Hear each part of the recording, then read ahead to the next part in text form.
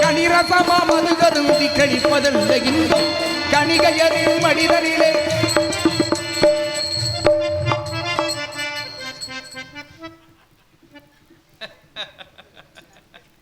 கனிரசமா மது கருந்தி கழிப்பதல்ல இன்பம் கணிகையரின்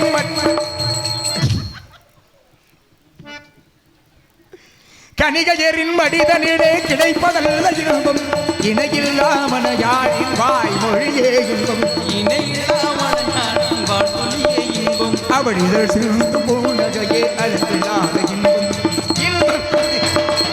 இன்பமெங்கே என்று தேடு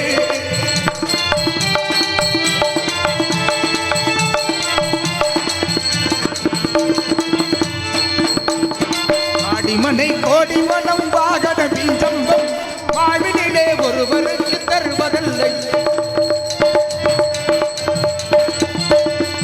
ஆடிமனை கோடி மனம் வாகன பிஞ்சமோ வாழ்வினிலே ஒருவருக்கு தருவதில்லை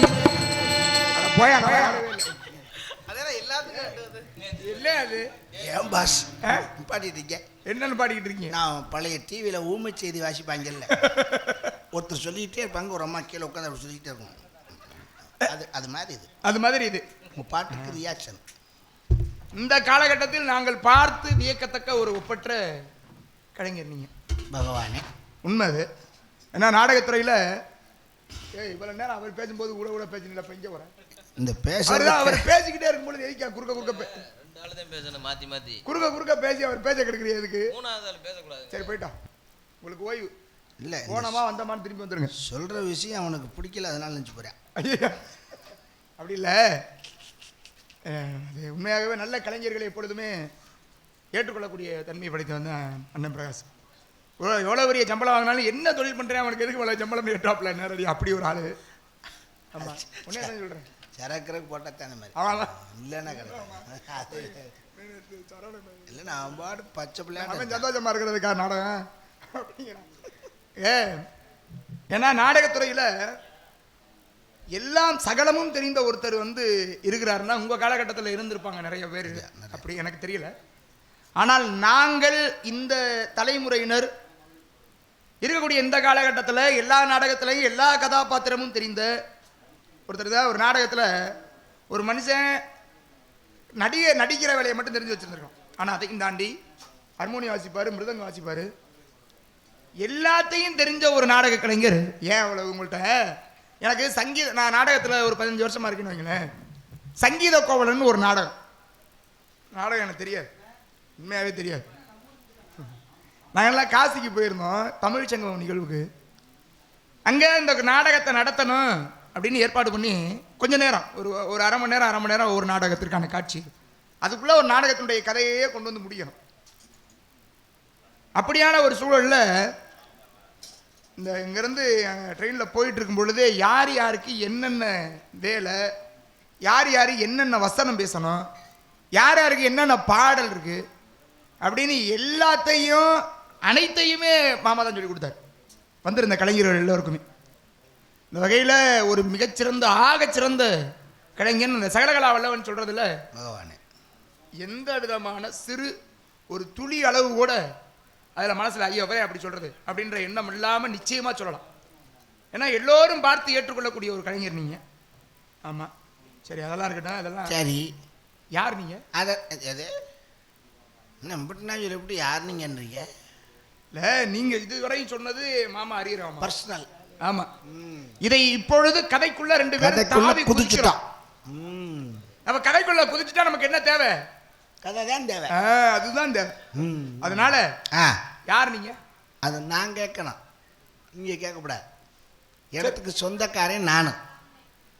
நான் தான் கேட்கணும், யார் நீங்க, எதுக்கு வந்தீங்க, ஏன் வந்தீங்க, நீங்க கேட்கணும். ஆமா, அதான் முறை. அப்ப நான் என்ன பண்ணணும்? நீங்க அதுக்கு பதில் சொல்லணும். நான் பதில் சொல்லணும். ஆமா. யாருக்கிட்ட? என்கிட்ட. அப்ப நீங்க கேட்கணும். ஆமா. சரி, கேளுங்க. அதான், யார் நீங்கள், எதற்கு வந்தீர்கள்? நான் அப்ப என்ன பண்ணணும்?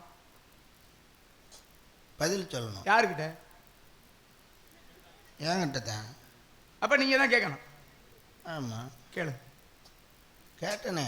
கேளுங்க. கேட்டேன். நான் என்ன பண்ணணும் இப்போ? பதில் சொல்லணும். யாருக்கிட்ட? என்னன்னு தெரியல மாப்பிள்ள. வில்லங்கம் பார்க்கணும், ஈசி போட்டு தான் பார்க்கணும். என்கிட்ட தான் பதில் சொல்லணும். அப்போ உங்கள்ட்ட பதில் சொல்லணும்னா நீங்கள் தான் கேள்வி கேட்கணும். அதுதான். சரி கேளுங்க. நான் சரியாகத்தானே பேசுகிறேன் தம்பி, கரெக்டாக தானே இருக்கு. தாங்கள் யார், எங்கு வந்தீர்? யாரை கேட்குறீங்க? உங்களைத்தான் கேட்டேன். நான் என்ன பண்ணணும்? கண்ணை கட்டுதே. பதில் சொல்லணும். யாருக்கிட்ட சொல்லணும்? என்கிட்ட. அப்போ நீங்கள் தான் கேட்கணும். சரி கேளுங்க. ரைட்டு. சனியன் ஜடை போட்டு வர்றேன். கேப் விடாம அடிக்க பாருங்க. இப்போ தாங்கள் யார், எங்கே வந்து, எதற்காக வந்து, என்ன செய்வாங்க வந்து படாரம் எடுத்து சொல்லணும். யாருக்கிட்ட சொல்லணும்? என்கிட்டத்தான். என்ன சொல்லணும்? பதில் நான் சொல்லணும். ஆமாம், உங்ககிட்ட. அப்போ நீங்கள் கேட்கணும். கேளுங்க. ரைட்டு. நான் இனி என்னதான் கேட்க?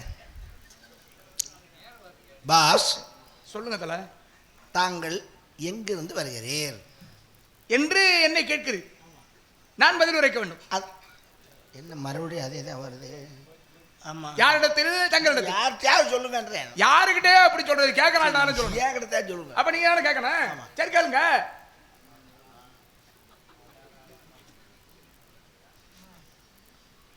என்ன மீசை சாஞ்சிருச்சு இல்லையா? சரி. தாங்கள் எங்கிருந்து வருகிறீர் என்று கேட்கிறேன். நான் தான். நீங்க என்ன கேட்குறீங்க? நான் தான் சொல்லணும். யார்கிட்ட சொல்லணும்? யார்கிட்ட சொல்லி வாங்க. ஏன் சொல்றேன்னு கோவிக்கிறீங்க? அப்புறம் யார்கிட்ட சொல்றேன்? ஏன் இப்படி பேசுறேன்னா, ஏன் இறைவன் படைத்ததிலே உன்னதமான பிறவி மனித பிறவி. இந்த மனித பிறவி ஏன் உன்னதமானது தெரியுமா? சரி மாமா, ஏன் மனித பிறவி உன்னதமானது? ஆண்டவன் நம்ம தான் படைச்சிருக்கான். மனிதன் ஆண்டவன் படைத்த விளையாட்டு பொம்மைகள். அதாவது ஒரு ஒரு மாடு இருக்குன்னு, ஒரு பசு மாடு. ஆமா. அது ஒரு கன்று ஈனும். ஆமா. இந்த கன்று வளர்ந்த பிறகு, அது காலகண்டா இருந்துச்சு, வளர்ந்த பிறகு எந்த தாயினுடைய வயிற்றில் இருந்து வந்ததோ அதே தாயோடைய போய் போகம் பண்ணும். செய்ய என்னது அந்த வேலையை அதை வச்சு நம்மால் காசு சம்பாதிப்பேன். மனிதன் அப்படி செய்வதில்லை, செய்யக்கூடாது. உன்னதமான பிறவி. பெற்றதாயை தெய்வம் மதிக்கக்கூடியவன் மனிதன். உண்மை. அப்பேற்பட்ட மனித பிறவி உன்னதமானது. இந்த உன்னதமான மனித பிறவிக்கு இறைவன் எதற்காக கையை கொடுத்தான் என்று பார்த்தால், நியாயம். ஏன் கொடுத்தான்?